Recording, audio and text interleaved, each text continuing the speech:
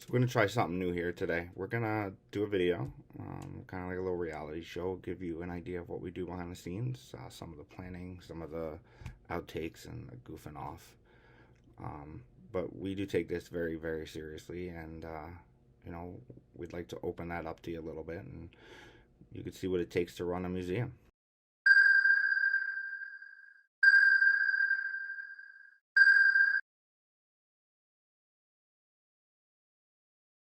Notice a leak in their storage unit, so we're here today to see if we can find where we think it's coming from.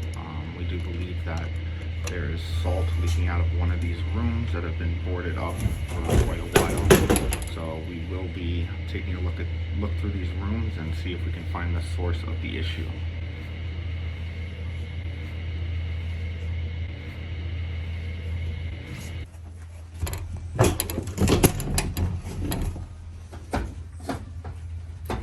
Yeah, this would be a great video too. So I'll do some research into what the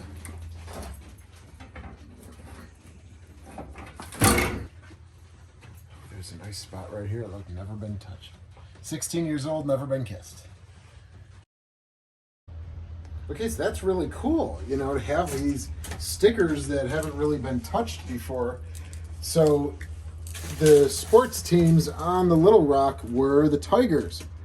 Right, so you see it might say go for more in 74, get something on the team. There's the Little Rock, right, with the Tiger. There's a Tiger team there. So these are really cool stickers that they would have put in the stateroom. So maybe this was probably, oh, nice. I did not see that. Yeah. So Little Rock was decommissioned in 76, so 1 year after the 200th anniversary of America and the Navy. For the bicentennial. Wow. Yeah. Again, a lot of deterioration in here. Hasn't been touched probably since the 70s.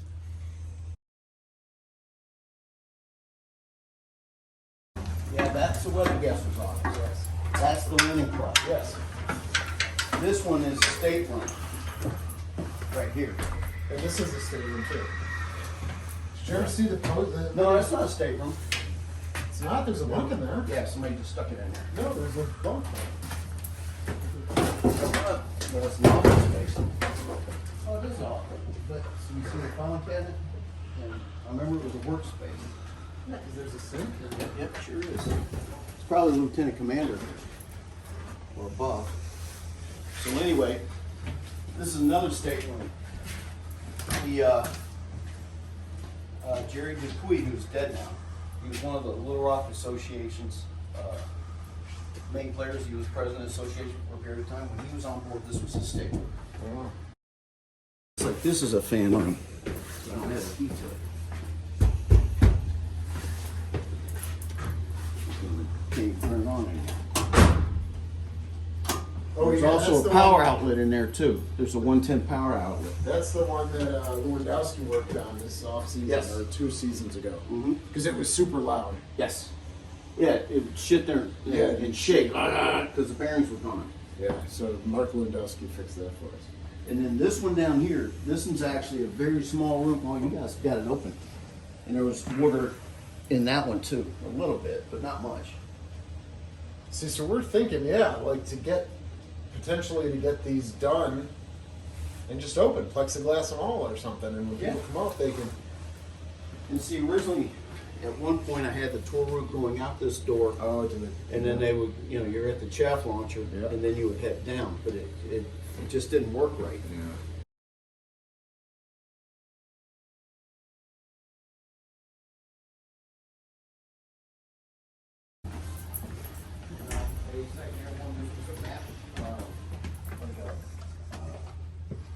A map space. There used to be a placard that Yeah, actually said right. what it was. And you had the switch here that you'd buzz to let somebody know that you were trying to get in. That's and so it would be red. You can't come in, and it would be locked. Yeah. And until they sanitize the space, then the white would come on and somebody'd open the door. They could have just used a sock on the door handle. Yeah, well, there you go. Not real professional, though. Maybe in college.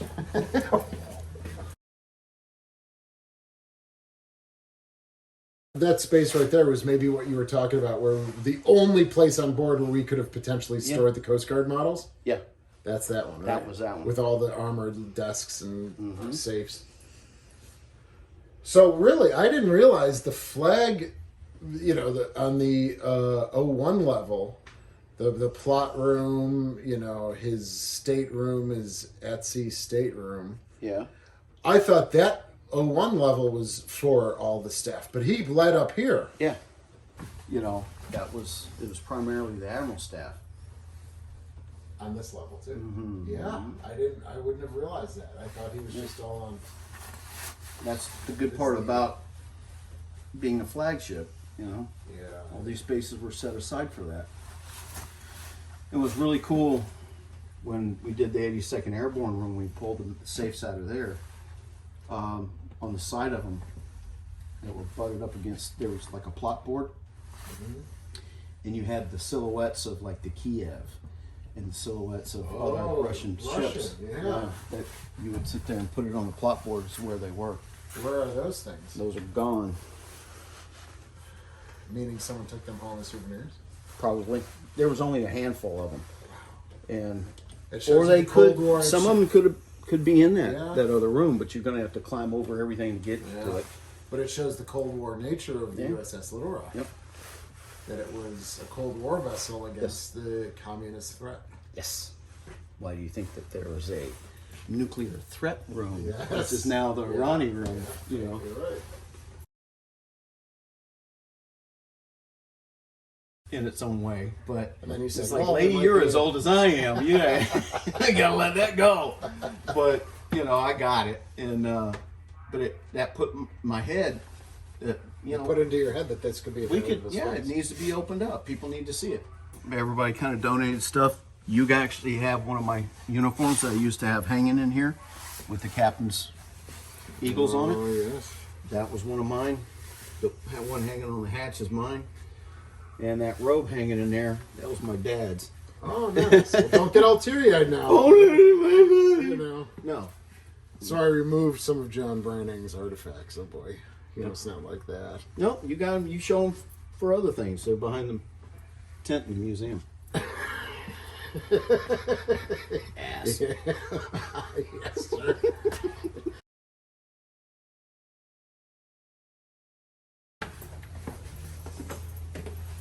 But yeah, again, even with this space, which I do like, and Yeah, the 82nd Airborne.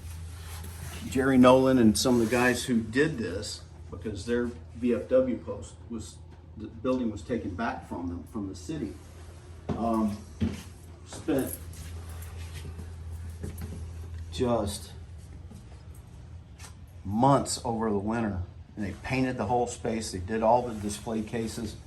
I cut open the opening to make it a positive person flow, because they did want the whole space, and I never felt safe with the idea of a whole bunch of people coming in and getting stuck. We always try to make again a positive flow of people and more of a linear tour, so they do come in here and then head forward and then go down below. And but this room needs more. A lot of work's got to be done up here before we can open this section to the public again. What level is this? This is the 03 level. Yeah. So 3 decks above the main deck.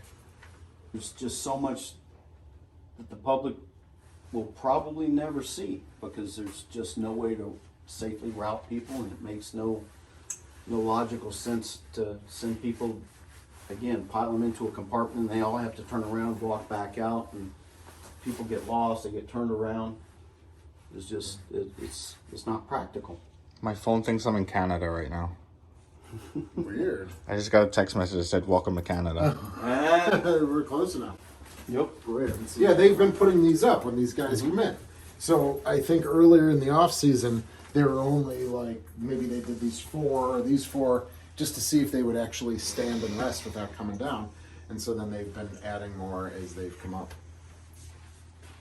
A rifle grenade launcher. Mm-hmm.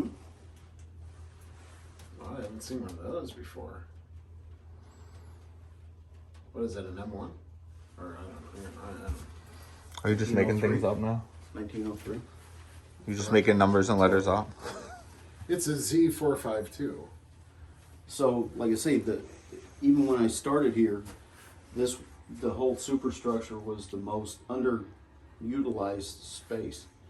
And you'll even going into the pilot house, you'll notice the door there, it was retrofitted with a bar.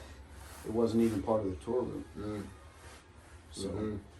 and through the generations, the tour room has evolved. That is Senior Chief John Brenning's legacy. His goal every off season was to open up a new space. He's been here for 16 years, and he's opened up 16 new spaces. He literally did. Oh, I can't say. Yeah, with one hand on the wheel. Yeah. Yeah, no, but that was the whole point is, you get the public who comes through, certainly locals. Well, I was down there, I actually slept on board when I was a little kid, and, that was 30 years ago, and why do I need to go back down there? Because it's not the same park 30 years ago, and you've continued the thing on, and of course, Steve, that opening up displays, changing displays, you want the public to want to come back down here. Mm-hmm.